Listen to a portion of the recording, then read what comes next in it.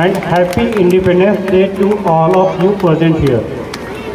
हम लोग यहाँ पे 76वीं स्वतंत्रता दिवस मनाने के लिए एकत्रित हुए हैं और जैसा कि आप जानते हैं इसी खास दिन को यानी 15 अगस्त 1947 को हमारा देश भारत अंग्रेज़ों से आज़ाद हुआ था।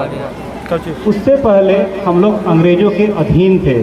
किसी भी डिसीजन को लेने के लिए अंग्रेज़ हमारे ऊपर थे और उनके डिसीजन को हमें मानना पड़ता था। बेसिकली मेरा कहने का मतलब ये है कि सबसे पहले मूल कारणों को जानेंगे कि कैसे हम गुलाम हुए, ठीक है। और उस चीज़ को अभी भी हम अपने सोसाइटी में देखेंगे कि क्या वो चीज़ अभी भी विराजमान है। तो सबसे पहले हम जानते हैं अंग्रेज़ जब यहाँ पे आए थे तो उनका मेन मकसद था व्यापार। कहने का मतलब ये लोग व्यापारी बनकर के आए थे, लेकिन यहाँ पे हमारे बीच में कुछ कमी को देखते हुए उन्होंने इसका फ़ायदा उठाया और हम पे शासन किया। करीब 200 साल तक उन्होंने हम पे शासन किया।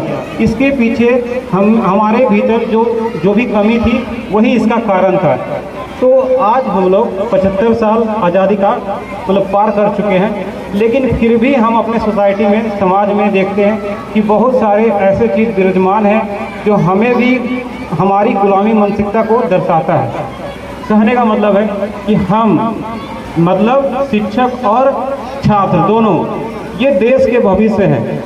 जैसे चाहे हम अपने समाज को, अपने देश को, अपने दुनिया को रंग रूप और बदल सकते हैं। इसलिए मैं आप सभी छात्र छात्राओं से आग्रह करता हूं कि मेरी बातों को मानते हुए आप अगर फ्यूचर में कभी किसी पोस्ट पे आपको देश की सेवा करने की मौका मिले तो इन विराजमान जो कमियां हैं हमारे समाज में उसको दूर करने का कोशिश करेंगे। जैसे अभी क्या क्या कमियां उसके बारे में थोड़ा सा मैं आप लोगों को बताता हूँ। सबसे पहले हमारे समाज में कई तरह के कमियां विराजमान हैं, जैसे कि भेदभाव जाति के नाम पे, धर्म के नाम पे, रंग रूप के नाम पे, लिंग के नाम पे, यानी बहुत सारा भेदभाव है। तो जब हम आगे बढ़ जाएंगे, किसी ऐसे पोस्ट पे चले जाएंगे जहां से हम इन चीज़ों को बदल सकते हैं, तो ज़रूर हम कोशिश करेंगे कि उन चीज़ों को बदलें और एक नया भारत का निर्माण करें, क्योंकि हम ही देश के भविष्य हैं और हम जो चाहे वो कर सकते हैं। उसके बाद एक और ख़ास बात, इस बार हम लोग आज़ादी के अमृत महोत्सव मना रहे हैं। तो मैं आप सभी से ये दरख्वास्त करना चाहता हूँ, गुजारिश करना चाहता हूँ कि आप जब यहाँ से जाएं तो कम से कम अपने घरों में तिरंगा जरूर लहराएं, क्योंकि तिरंगा ही हमारी शान है, आन है, और तिरंगा ही हमारी हिंदुस्तानियों का पहचान है। हम हिंदुस्तानियों का पहचान है। कहने का मतलब अगर हम एकजुट हैं तो तिरंगा जो है हमारे एकजुटता का एक मेन कारण है। हम लोग सभी का राष्ट्रीय ध्वज तिरंगा है, तो इस पे जोर दें, क्योंकि हमने जगह जगह पे जा कर के जागरूकता फैलाई है।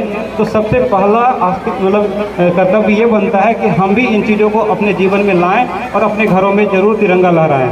धन्यवाद।